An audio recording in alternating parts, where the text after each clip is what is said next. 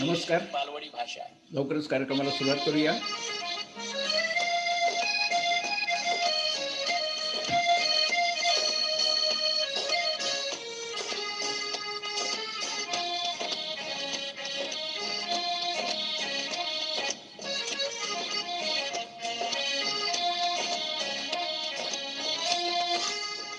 मालवणी ही गोड भाषा बोल सोपी माका तुका. मालवणी ही गोड भाषा बोल सोपी माका तुका. भाग्य माझा मी समजते मालवणी माका.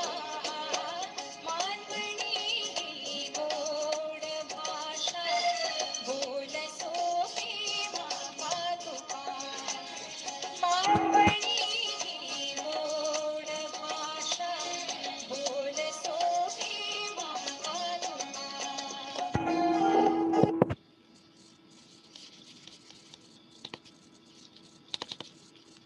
नमस्कार. गाणं सगळ्यांना आवडलं असेल. खूप छान गाणं आहे, गोड. पण वेळेबाबत सगळं नाही वाजत पाहिजे.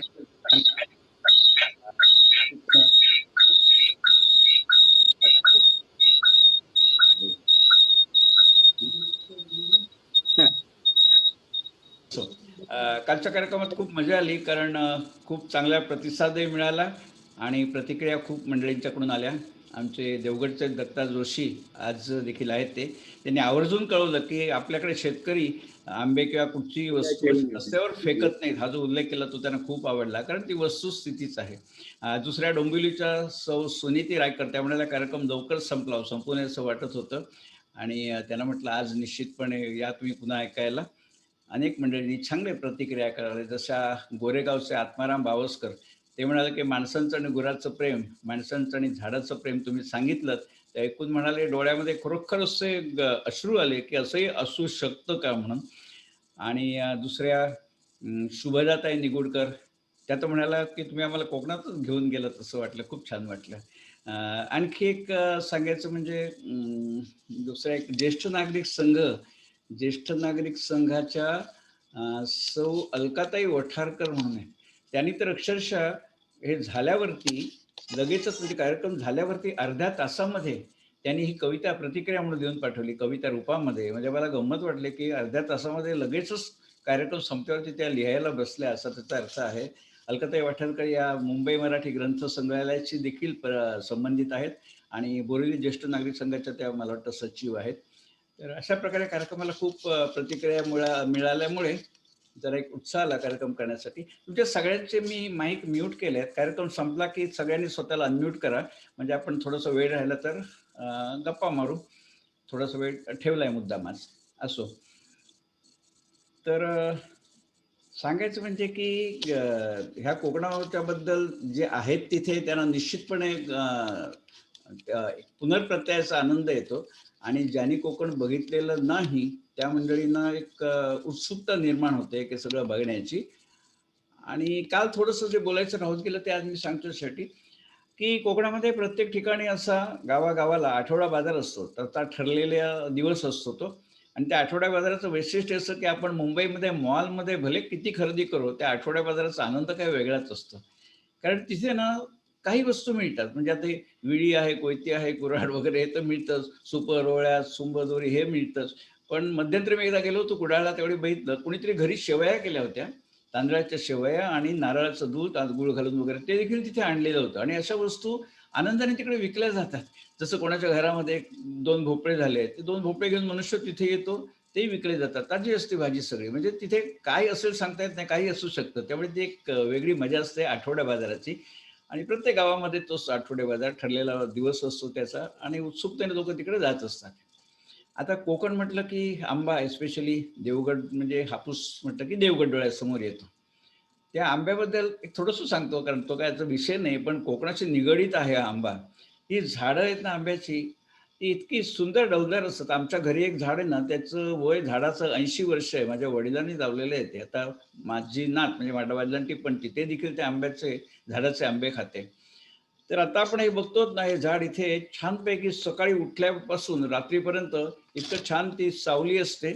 तिथे खाट टाकून लोक झोपलेली असतात. पण ह्या आंब्याच्या बद्दल तुम्हाला सांगतो, डिसेंबरमध्ये आंब्याला मोहर आला ना, की जो आसमंतात सुगंध पसरलेला असतो ना, म्हणजे एखाद्या अत्तराला त्याची सर नाही हो, असा तो सुगंध असतो. पण या आंब्याबद्दल मुद्दाम सांगायचं असं, की जे आंबे मुंबईमध्ये आम्ही ₹400 डझन घेतो ना, जे आंबे मुंबईमध्ये आम्ही ₹400 डझन घेतो, ते प्रत्यक्षामध्ये शेतकऱ्याला किती मिळतात हे आम्ही अनुभवलंय. आमची आंब्याची झाड आहेत. आता ज्यावेळी ₹400 डझन असतो ना आंबा मुंबईत, साधारण 6 डझनाची पेटी असे धरा, म्हणजे ₹2400 ला पेटी मिळते.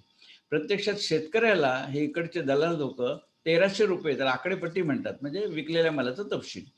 ती आकडेपट्टी किती ₹1300 त्याला ते पेटीचे देतात. मग ह्यांना किती मिळतात? 2400 आणि शेतकऱ्याला मिळतात 1300. त्यातून खर्च जाऊन त्याचे ₹600 शिल्लक राहतात. म्हणजे 6 डझनाच्या पेटीला शेतकऱ्याला डझनामागे फक्त ₹100 मिळतात. मी एक का सांगतो माहिती आहे का? अनेक लोकांना वाटत असतं ₹400 डझन, कोकणातले शेतकरी काय मला माल झालाय म्हणून. प्रत्यक्षात असं असत नाही हो. हे मध्यस्थ जे असतात ना, तेच खाऊन बसतात. शेतकऱ्याला फारसं काही मिळत नाही. अगदी भाज्यांच्या बाबतीत तेच आहे. जीव वांगी आम्ही ₹30 किलो वगैरे सांगतात. प्रत्यक्षामध्ये शेतकऱ्याच्या पत्रात फारसं हे सगळीकडेच आहे. हे सगळीकडेच आहे. कोकणातलं आणखी एक वैशिष्ट्य म्हणजे हे आपण बघतो ना, हे मुडी म्हणतात. हे छोटं असेल तर बिवळा म्हणतात, मोठं असेल तर मुडी. कसं असतं आपल्याकडे जे धान्य असतं ना, ते बांधून ठेवायसाठी काल मी म्हटलं, की भात कापलं, की जे गवत राहतं त्याला सरला म्हणतात, सरला. त्या गवतापासून ही म्हणजे गवताची ही मुडी बांधतात. एक कौशल्य आहे ते. गावामध्ये एखाद दुसराच कोणतरी माणूस असतो, जो हे करू शकतो. मुड्या बांधणारा वगैरे असेल तो. ते आवाज कौशल्य आवाज येत नाहीये. सगळे लोक तिथे हे पण होत नाहीत. सगळे ते करू देखील शकत नाहीत ते. आता ह्याच्यात जे धान्य असतं ना, ते साधारणपणे 2 ते 3 वर्ष आरामात टिकतं. म्हणजे एक प्रकारे आपण ते पॅकिंग म्हणतो ना, हे नैसर्गिक पॅकिंग आहे. त्याला काही प्रिझर्व्हेटिव्ह काही नाही. 2 ते 3 वर्ष ते राहतं. काही कीड पडत नाही. आणि अशा प्रकारे ह्या मुड्या बांधलेल्या असतात ना घरामध्ये, ते घरात गेल्यावरती कळतं, की या घराची श्रीमंती किती आहे. म्हणजे जेवढ्या मुड्या आहेत, तेवढं तुमचं त्याच्याकडे टायपिंग चालू आहे. माझं कोकण थोडं मी ऐकतो. कोणते मुडे मुडे कसे बांधले जातात ते दाखवतात. माईक जर ज्यांचं माईक बंद नाहीये ना, त्यांनी म्यूट करा. कृपा करून माईक म्यूट करा. मला इथे चालू कार्यक्रम करूया संपला ना. की अनम्यूट करा. चालतंय. आवाज येतोय फार. हं. तर ज्याच्याकडे अशी जास्त मुलं असतात ना, तर ते आपल्याला कळतं, की त्या माणसाची म्यूट परिस्थिती करा चांगली आहे, की की. एवढं धान्य जे आहे ना, जरा ज्यांचा माईक चालू आहे ना, त्यांनी अनम्यूट करा. कारण हा आवाजाचा जरा डिस्टर्बन्स होतोय.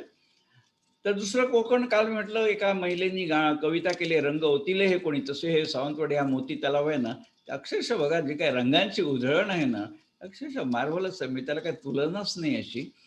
आणि काही अशी स्थळं आहेत, की रेड्डीला गणपती आहे 2 हाताचा. आपण नेहमी देवदेवता 4 हातांचे असतात. रेड्डीला जो गणपती आहे देवळामध्ये तो 2 हाताचा. ते एक वैशिष्ट्य आहे त्याचं.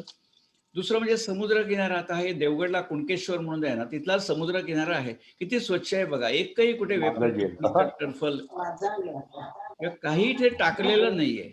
टर्फल वगैरे किंवा रिकामं काय खाऊ नसेल तर. हा जो वैशिष्ट्य आहे ना आणि गंमत अशी वाटते, की सगळी माणसं तिकडनं येतात ना, ती इथे आल्यावरती व्यवस्थित वागतात. पण बाहेर गेल्यावरती काय होतं कळत नाही, की खाल्ला वेफर तर लगेच पुढचा कागद तिकडे टाकला. जसं पुलं म्हणतात, की इंग्रज माणूस आणि भारतीय माणूस यांच्यामध्ये फरक असा आहे, की भारतीय माणूस वैयक्तिक स्वच्छता जास्त जपतो. सार्वजनिक स्वच्छता जपत नाही. म्हणजे गार्डनमध्ये गेलं, कागदाचा गोळा टाकला, पण घरी व्यवस्थित असतात. इंग्रज लोकांचं उलट असतं. सार्वजनिक स्वच्छता चांगली असते. गार्डनमध्ये कोणी घाण करणार नाहीत, काय कचरा टाकणार नाहीत. पण घरी म्हणाले 4-4 दिवस अंघोळ पण करणार नाहीत. त्यामुळे व्यक्तिगत स्वच्छता आणि सार्वजनिक स्वच्छता इंग्रज आणि भारतीय ह्याच्यामध्ये आहे म्हणाले मूलभूत फरक आहे. तर तसा छान समुद्र किनारा वगैरे सगळं वैशिष्ट्य आहे कोकणाचं.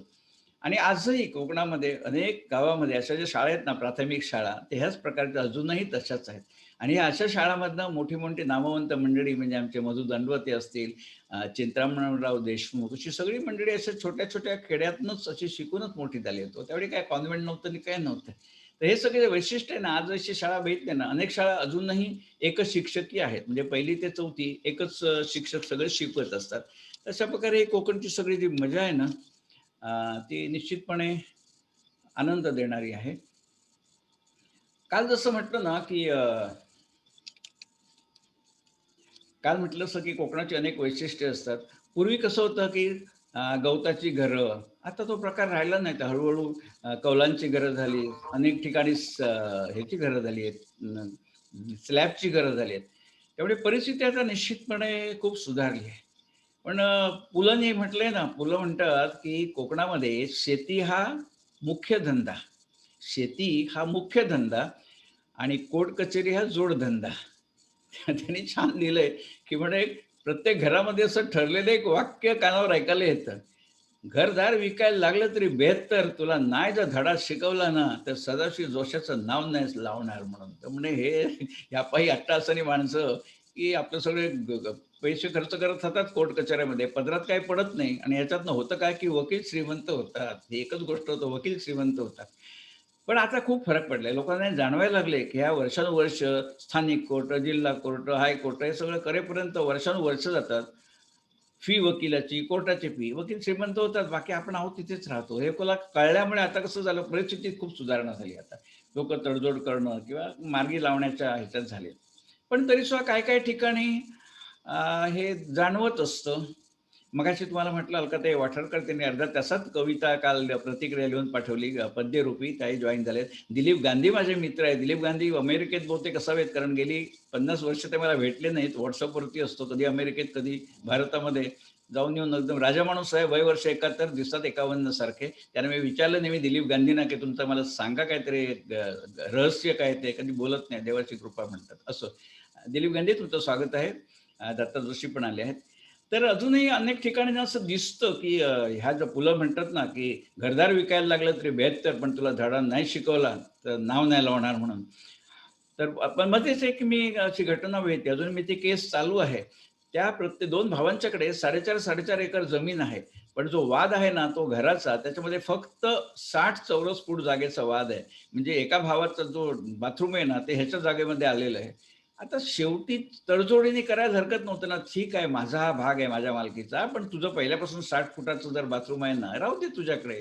हे म्हटलं तर प्रश्न सुटला असता. पण ते अजूनही गेली 8 वर्ष प्रकरण चालू आहे. परत दुसऱ्यालाही मी ओळखीची फॅमिली. मी दुसऱ्याला म्हटलं, "जाऊ दे ती 60 फूट जागा तुझी. तू दुसरं 4 खांब आणि 4 पत्रे बांधलेस ना, तर 2-2.5 मध्ये बाथरूम होऊन राहिले. तू जाणार वर्षातनं 2 दिवस केव्हा तरी. कशाला पाहिजे हे?" पण ते दोघेही म्हणजे मला ती आठवण झाली, की घरदार गेलं तरी 72, पण तुला धडा शिकवीन. ते अजूनही काही-काही ठिकाणी ते चालू असतं. पण आता खूप फरक पडला त्यावेळी आणि आता वेळेमध्ये, की जसं म्हटलं, की घरं आता चांगली-चांगली झाली. पूर्वी कसं होतं, की खाऊन-पिऊन माणसं सुखी होती. साधारण मध्यमवर्गीय, त्याच्यापेक्षा लोअर मिडल क्लास म्हणतात, की कसं असे घरची भातशेती असते, त्यामुळे तांदूळ आहे, भात आहे. तूर डाळ होते, त्यामुळे आमटी होते. त्यामुळे आमटी भाताला कमी नसे काय, पण रोग पचायला काही साधन नव्हतं. आता ती परिस्थिती राहिली नाही. स्थानिक आता मार्केट निर्माण झालं. बाहेरचे लोकं पर्यटक येतात. त्यांच्या तर्फे देखील अनेक वस्तू खरेदी केली जातात. त्यामुळे रोख पैसा यायला आता साधन झालं. तसंच काही उद्योग तिथे सुरू झाले आहेत. त्यामुळे रोजगार निर्माण झाला. पूर्वी काय होतं, शेती असल्यामुळे फक्त खाऊन-पिऊन माणूस सुखी होता. रोख पैसे नव्हते. आता ते झालं नाहीये. कारण मला अजून आठवतं, आम्ही शाळेत असताना आई-वडिलांच्याकडे फीचे पैसे मागायचे म्हणजे प्रश्न पडायचा, की ते आणणार कुठून? आता घरचे नारळ आहेत, विकले गेले थोडेफार तर मिळतील, असा तो प्रकार होता. आता तसं राहिलं नाही. आता कसं आहे, की अ, पिशवीचं दूध आहे, गोकुळ, वारणा वगैरे सगळ्या दुधाच्या तिथे टेम्पो जातात. पिशवीचं दूध घरपोच मिळतं. भाजी बाजार आहे. दर दिवशी रोज वेगळी भाजी येत असते. टीव्ही आहे, फ्रीज आहे, वायफाय सगळे आता साधनं आहेत. म्हणजे कसं आहे, की शहरातल्या सगळ्या सोयी उपलब्ध आहेत, पण गावाचं वातावरण आहे. त्यामुळे हा जो सुंदर संगम आहे ना, त्यामुळे आता पहिल्यासारखी परिस्थिती नाही राहिली आहे. खूप सुधारणा आहे. पण राहायची जी मजा आहे, हवा अजूनही हवा, पाणी या दृष्टीने म्हणजे सेकंड होम म्हणून जे लोकं राहतात, ते खरोखर सुखी आहेत तिकडे सगळं करायला. पण जी मजा आहे ना, आता तालुका लेव्हलला कसं होतं, की बरचसं ही घरं-बिरं कमी झाली आता तालुका लेव्हलला. गावाला सगळं अजूनपर्यंत ठीक आहे. तालुक्याचं आता झपाट्याने शहरीकरण होत चाललंय. जसं रत्नागिरी शहर बघितलंत ना, रत्नागिरीला गेल्यावरती मुंबईमध्ये आल्यासारखं वाटतं. तोच आता प्रकार तालुक्याच्या ठिकाणी देखील होतोय. पण गावाला अजून हे सगळं टिकून असतं. आणि पण कोकणी माणूस म्हणून आपण हिणवतो, हिणवण्यासारखं आता राहिलं नाही. पण अधनं-मधनं तो स्वभाव असतो ना, तो लक्षात लगेच येतो. मी मध्यंतरी राजापूरला गेलो होतो. राजापूरला माझं व्याख्यान होतं. राजापूरला माझं व्याख्यान होतं म्हणून गेलो होतो. तर व्याख्यान वगैरे ठरलं. तिथून एक दुसऱ्या गावामध्ये व्याख्यान होतं. ते ठरवायसाठी गेलो होतो. तर जे आयोजक होते त्यांना सहज विचारलं, म्हटलं असं या गावामध्ये या नावाचे ग्रस्त मला माहिती आहे. त्यांचं घर तुमच्या घरापासून किती लांब? सहज विचारलं, मला काय जायचं नव्हतं. पण म्हटलं माहिती आहे का तुम्हाला? असे या नावाचं आहे, त्यांचं घर तुमच्या घरापासून किती लांब? तर त्या दोघांचं घर जवळ होतं एकमेकांपासून, दोघे ओळखत होते. पण मी केवळ हा प्रश्न विचारला, की त्यांचं घर तुमच्या घरापासून किती लांब आहे? तर त्यांनी मला उत्तर काय दिलं? ते म्हणाले, "अहो किती लांब म्हणून काय विचारता? त्याच्या घरास आग लागली तर माझ्या माझघरातून दिसेल. त्याच्या घराला आग लागली तर माझ्या माझघरातून दिसेल आग लागली, एवढं जवळ आहे." त्याच्यावरून एक गोष्ट लक्षात आली, की दोघांचे संबंध कितपत प्रीतीचे आहेत ते लक्षात आलं, की एक माझ्या म्हणतो एक कल्चर असतं त्या ठिकाणचं. म्हणजे फार मोठा त्याला काही अर्थ असतो असंही नसतं. पण ते एक कल्चर असतं. आता सगळीकडे वीज झाली. अगदी छोट्या-छोट्या घरामध्ये देखील मायबाप सरकारने वीज पोहोचवली आहे. पूर्वी लोकं घेत नसत. ते म्हणत, "विजेत बघायचं काय?" पुलं म्हणतात तसं. "काय बघायचं? दारिद्र्य." ते म्हणे, "उजेडात कशाला बघायचं?" तसं पूर्वी होतं. पण आता ते विजेचे दिवे निदान घरटी एक-एक दिवा तरी 40 वॅटचा बल्ब तरी असतोच. म्हणजे पहिल्यासारखं छोट्या चिमण्यावरती आता असं काही राहिलेलं नाहीये. पण गावागावामध्ये अजूनही ती कौलारू घरं, गवताची साकारलेली घरं फार कमी. पण कोंबड्या पाळलेल्या. आता काल जसं म्हटलं गुरांबरोबर एक कुत्रा असतो. तो अगदी छानपैकी गुरांचे राखण, प्रोटेक्शन करत जात असतो. तशा घरामध्ये कोंबड्या असतात. त्या कोंबड्यांचं वैशिष्ट्य असं, की संध्याकाळ झाली ना, की त्या घरामध्ये आपसूक येतात ठरला वेळ झाली की आणि त्यांच्यासाठी असा एक बांबूच्या वेताचा पिंजरा बनवलेला असतो. पाटी म्हणा मोठी. त्याला एक मोठं झाकण असतं. तर त्याच्यात त्या सगळ्या कोंबड्या संध्याकाळ झाली, की त्या आपोआप येतात आणि स्वतःहून त्या वेताचं जे मोठं असतं पाटी केलेली वेताच्या पट्ट्यांचं, त्याच्यामध्ये त्या जाऊन बसतात आणि मग घरातला मालक, मालकीण कोण असेल त्याच्यावरती ते झाकण ठेवते. हेतू असा, की रात्री कोकणातली घरं काय असे स्लॅबसारखे गच्च नाहीत ना, वरनं कुठनं-कुठनं जागा असतात. तर एखाद्या वेळेस साप वगैरे आला ना, तर त्या कोंबड्यानं घेऊन जाईल ना. त्यामुळे संरक्षण म्हणून त्या सगळ्या कोंबड्या असतात त्या त्या वेताच्या पिंजऱ्यासारखं असतं त्याच्यात ठेवलेल्या असतात. पण गंमत म्हणजे त्यांना धरून त्याच्यात ठेवायला लागत नाही. आपसूक त्या त्या तुरुंगामध्ये जायला तयार असतात संध्याकाळी. ते एक काव्यकाल म्हणतात तसं ना, एक काव्यमय सगळं ते असतं. आणि हे सगळे कोंबडे सकाळी आता हल्ली ज्याच्याकडे मोबाईल आला हो, सध्या ना परिस्थिती खूप चांगली आहे, की अनेक ठिकाणी ना अगदी छोटी-छोटी नोकरी करणारा मजूर माणसाकडे सुद्धा भले 1,500चा 2,000चा मोबाईल असेल, पण तो असतो आता. हे चांगलं सुचिन्ह आहे ते. त्यामुळे आता उठायचं असेल तर भले माणूस मोबाईल लावेल, पण अजूनही तो कोंबड्यावरती उठणारी खूप अजून लोकं अजून आहेत. कोंबडा हरवला की उठायचं म्हणून.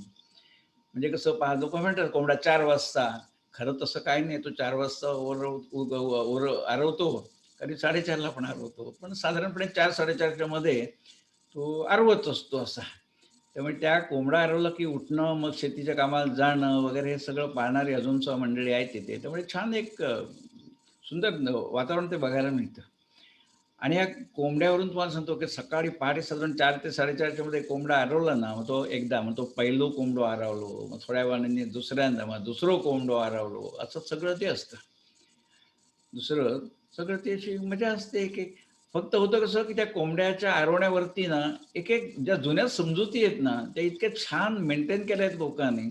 जसं आता समजा गावात लग्न झालं कोणाचं तरी आणि नवीन वधू आली आपल्या खेड्यामध्ये, त्या गावामध्ये नवीन वधू आली.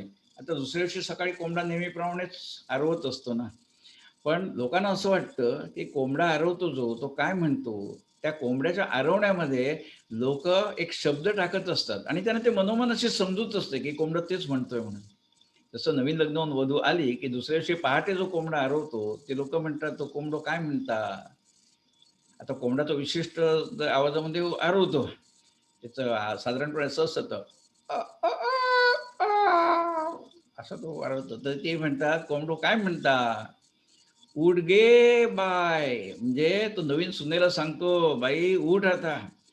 कसं आहे, की हे टॉर्चर नव्हे किंवा सासूरवास नव्हे, पण जी अपेक्षा असते ना अलिखित, की सुनेनी घरातल्या सगळ्यांच्या आधी उठलं पाहिजे. सुनेनी घरातले सगळे झोपल्यावरती मग झोपलं पाहिजे. या ज्या काही माफक अपेक्षा असतात ना, त्याच्यातून हे आलेलं आहे, की तो कोंबडा सुनेला सांगतो, नवीन सुनेला, "उठ गे बाय" म्हणून.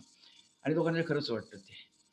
आणि अ, आता पुढची पिढी भलेच नाही, पण अजून माझ्या वयाचे वगैरे मंडळी आहेत ना, थोडेसे त्याच्या मागचे पण, त्यांच्यामध्ये हीच समजूत आहे. गावामध्ये कोणी आजारी असला, भले वयस्कर असेल, काय असेल, मग तो वारला ना, की मग तो जो कोंबडा आरवतो तो म्हणे, "कोंबडो काल आरवत होतो."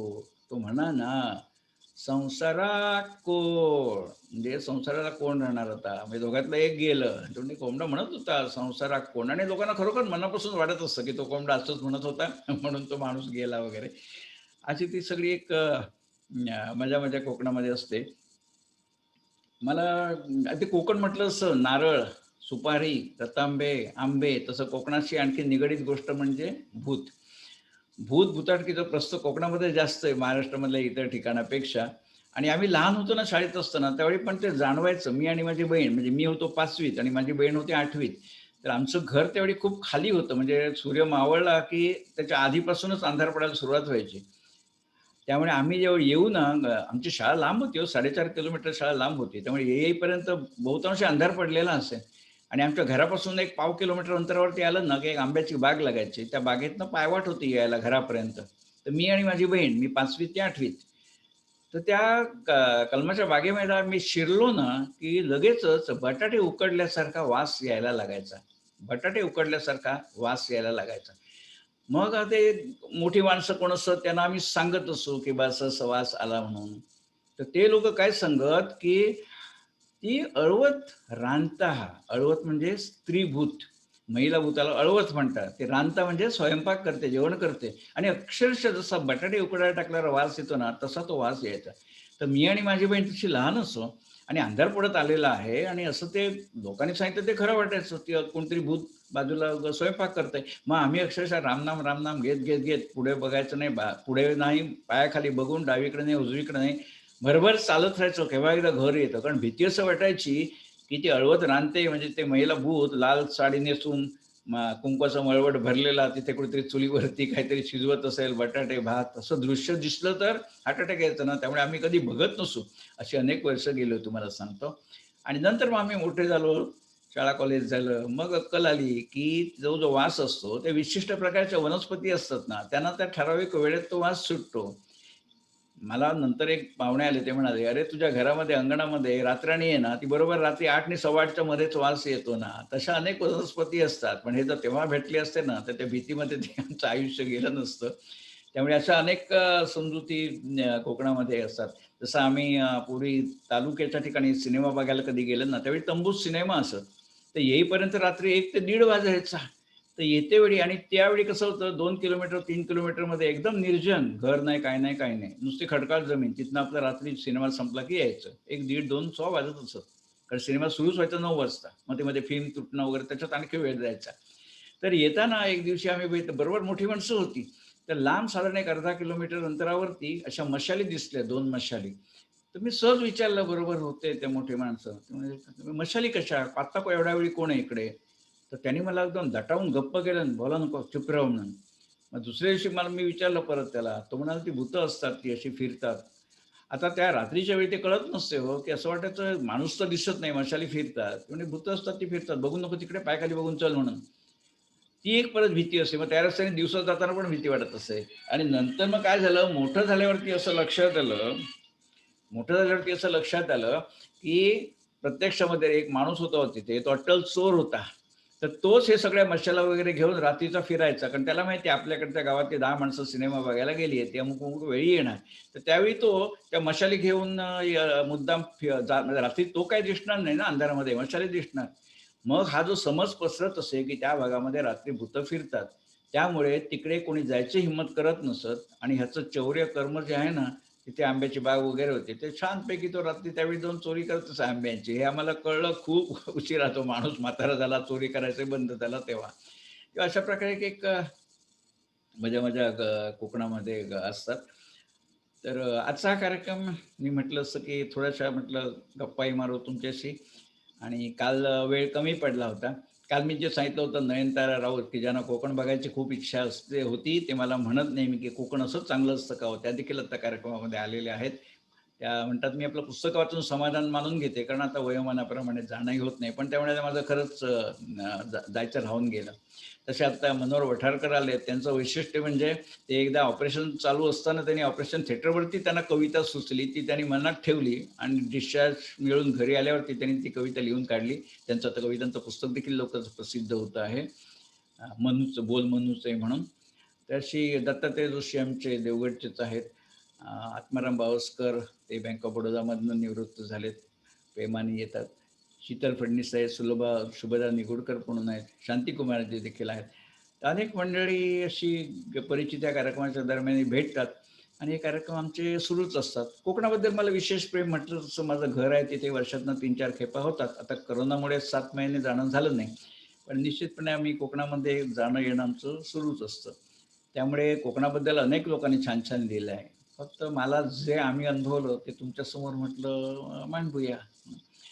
आणि तुमचे आता माईक आपण थोड्या गप्पा मारूया. सगळ्यांचे माईक आहेत ना, ते माईक तुम्ही हे करा ना, माईक सगळ्यांनी आपले अनम्यूट करा.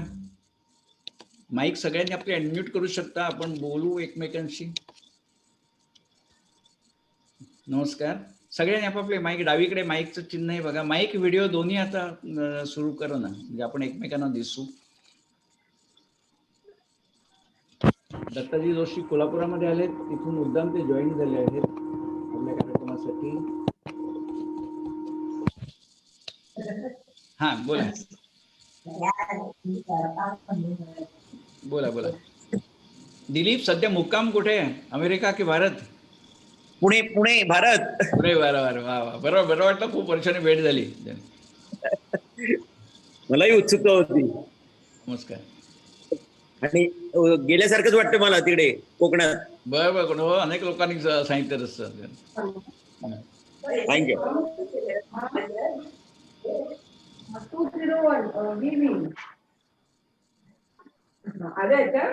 जरा परत बोला.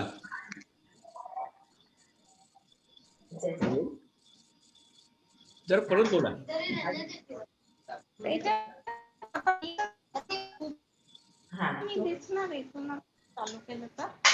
माईक अनम्यूट करा.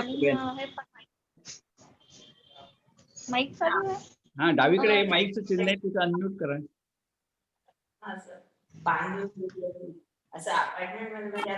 अहो तिथला गेलं तुमच्याकडे. ब्लूटूथ मध्ये कनेक्ट करा ना. तर गेलं.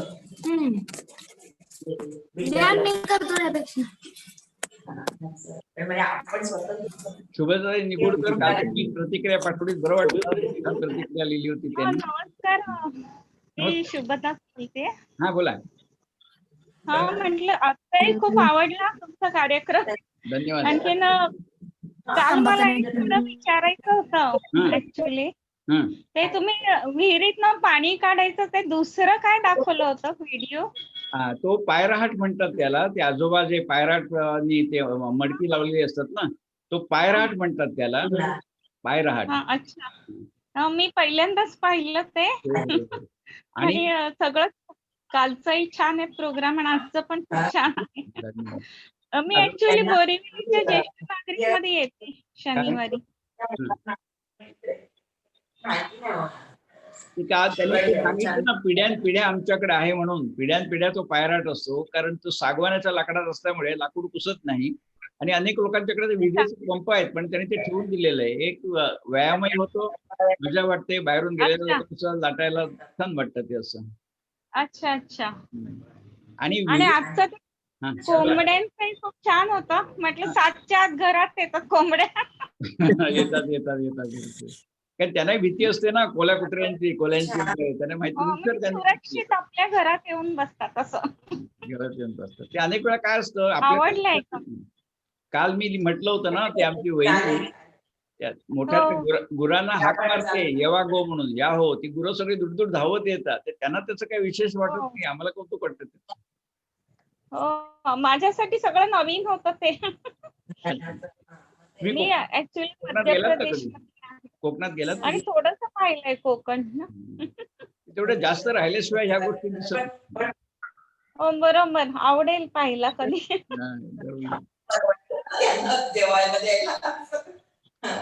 नयनतारा राऊत, तुमचा माईक अनम्यूट करा ना. नयनतारा राऊत, आता तुम्हाला मी बोललो त्या.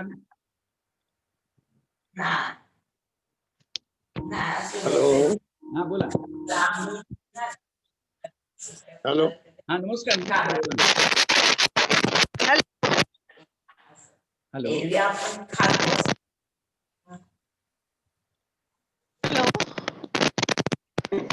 हॅलो. हा नयना बोलतोय, नयनताराबाई बोला. हो हो हो. हो, हो. हॅलो. हा बोला बोला, ऐकतोय हॅलो. ऐकतोय. ऐकतायत? हो हो. हा हा. फर्स्ट टाइम हा माझा पहिला अनुभव आहे असं बोलायचा. मजा वाटते सगळं आहे. आणि प्रत्येक तुमचा प्रोग्राम मी बघणार आहे, ऐकणार आहे. कोकणात जाऊन आल्यासारखं वाटतं. सगळ्या तिथल्या सगळ्या तिकडचं सगळं रिवाज सगळं समजतात. बरं वाटतं. घरी बसल्या बसल्या हा घरी बसल्या बसल्या बरं वाटतं ऐकायला. इथे कसं माणसं दिसतात ना, तुम्ही व्हिडिओ पण ऑन करा म्हणजे दिसेल. तुमचा माईक ऑन आहे, तुम्ही दिसतायत मला. ऑन करा. तुम्ही मला दिसतायत. नाही ते ऑन करा. कुठे? माईकच्या बाजूला कॅमेरा ऑन दिसतो बघा.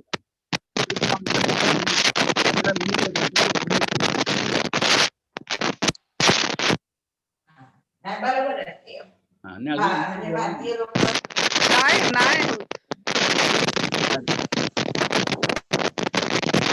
नाही होत आहे.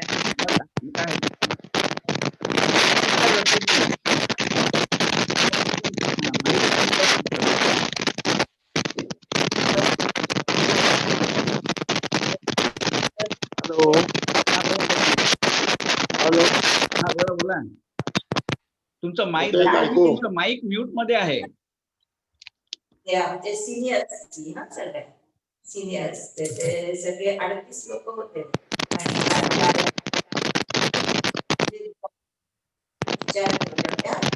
झूमला सगळी लोक अजून तेवढे युज टू झाली नाहीयेत.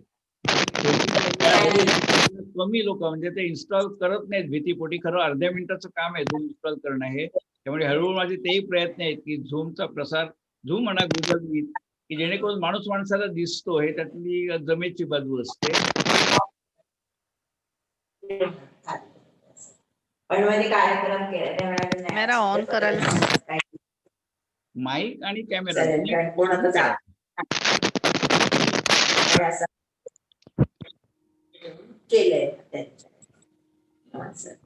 आम्हाला सांगत होते तुम्ही या या या. बोला बोला.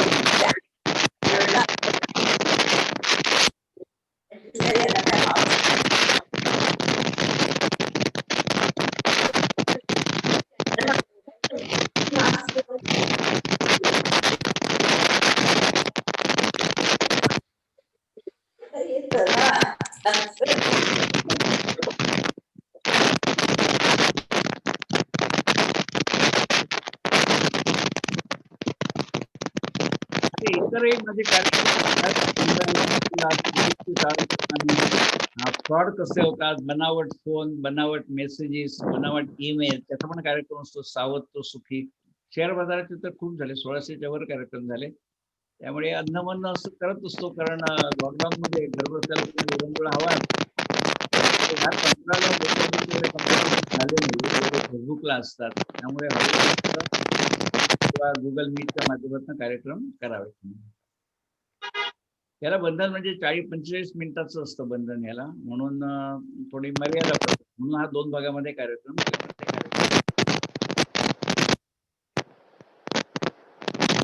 बोला ताई. तुम्ही घरूनच करता का हा प्रोग्राम? काय हा प्रोग्राम तुम्ही घरूनच करता का?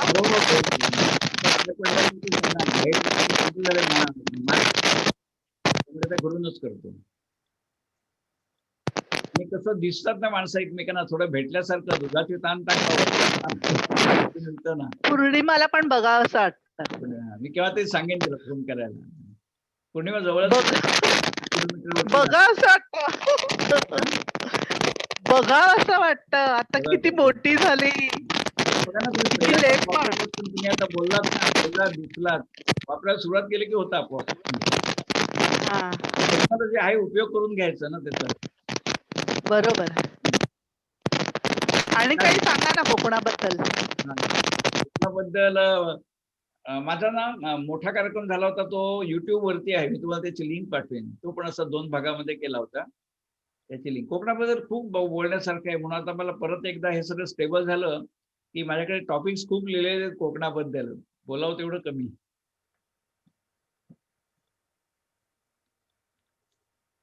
हॅलो. हा बोला. नमस्कार. नमस्कार. नमस्कार. नमस्कार. नमस्कार. माझं आजोळ कराड, हा बोला बोला ना. गाव कोल्हापूर. गाव कोल्हापूर. हो. पण पण हा. 6 महिन्याचा असल्यापासून मी कोकणात आहे. बर. ते SSC होईपर्यंत 64 साली SSC झालो रोह्याला. हा. त्यामुळे कोकणातली बरीचशी गावं जवळनं पाहिली, बरोबर. पण लहान होतो त्यामुळे विशेष नाही पाहता आलं. आपण इन्स्पेक्टर होतात ना.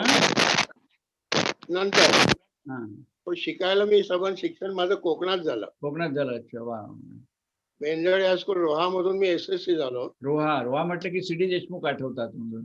हा. त्यांची स्वाक्षरी आहे माझ्या डायरीत अजून. Great great great. आणि मला वाटतं आणि त्यानंतर हा बोला बोला. त्यानंतर मुंबईला कॉलेजला आल्यावर कोकण सुटलं. पण कोकण म्हणजे फिरण्यासारखं. बरोबर. वडिलांनी अलिबागला जागा घेतली होती घर बांधण्यासाठी. पण वडील गेल्यावर आईची इच्छा होती की आता अलिबागला मी काही जाणार नाही. बर.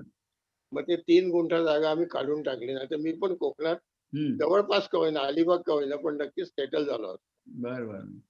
पण एकदा मुंबईत आलं की सुटत नाही हो मुंबई, असं झालंय. तुमचा मोबाईल बहुतेक समोर नाहीये, कारण तुमचा मोबाईल ऑन आहे पण तुम्ही दिसत नाही आहात. मोबाईल चेहऱ्याच्या समोर नाहीये का? आहे ना, नाही तर तुम्ही मला दिसतंय व्यवस्थित. अच्छा, तुम्ही दिसत नाही. आणि या मनोहरपंत वाठारकर मगाशी तुम्ही सांगितलं ना की त्यांनी ऑपरेशन सुरू असताना कविता केली, म्हणजे त्यावेळी लिहिणं शक्य नव्हतं, पण त्यांनी ती मनामध्ये ठेवली आणि डिस्चार्ज मिळाल्यावरती लिहून टाकली. तसं त्यांच्या पत्नी मगाशी म्हटलं अलकाताई वाठारकर, त्या पण त्यांच्यासारख्याच आहेत की काल ते कार्यक्रम बघता बघता कविता डोक्यात ठेवली, नंतर पाहुणे आले, आणखी काय काय झालं, मग रात्री त्यांनी ती तशी लिहून काढली. एक वेगळं रसायन आहे. आणि सांगायचं म्हणजे मनोहरपंत वाठारकर हे संत एकनाथ महाराजांचे 19वे वंशज आहेत. बरोबर ना मनोहरपंतजी? होय होय. 19वे वंशज आहेत एकनाथ महाराजांचे. त्यामुळे खूप बरं वाटतं. आणि ते सगळे घरी गेल्यावरती जाणवतं. त्यांच्या घराला 2 दरवाजे आहेत आणि दोन्ही दरवाजे दिवसभर उघडे असतात. एक गीत आहे बघा, दार घराचे सदैव उघडे, तसं दोन्ही दरवाजे दिवसभर उघडे असतात. आला गेला म्हणजे अक्षरशः नाथ परंपरेमधले ते अगदी कळतंच त्यांच्या घरी गेल्यावरती. आता इंडिकेशन आली आहे की 1 मिनिट राहिलं म्हणून, तर आता कार्यक्रम बंद करतो. भेटत राहू असे परत. हा कार्यक्रम युट्यूबला जाणार आहे. हा 1-2 तासामध्ये युट्यूबला हाच कार्यक्रम जाईल. सगळे कार्यक्रम लगेच युट्यूबला टाकत असतो, तेव्हा तुम्हाला नंतर बघायचं असेल तरी उपलब्ध आहे. मी थांबतो आता इथेच. धन्यवाद सगळे, तुम्ही आलात म्हणून खूप मजा आली. धन्यवाद.